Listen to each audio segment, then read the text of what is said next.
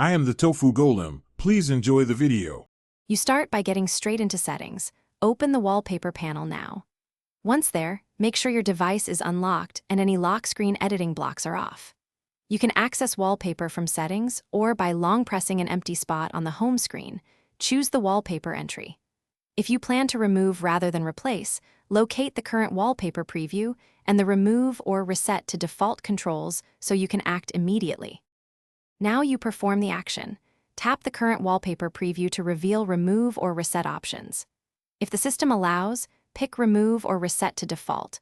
Otherwise, choose Replace and select a plain, neutral image to simulate removal.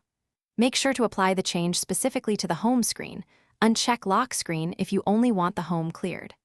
After tapping Apply or Set, wait a few seconds so the UI refreshes and the original image is cleared. Finish by verifying the home screen now displays the default or the blank image you set.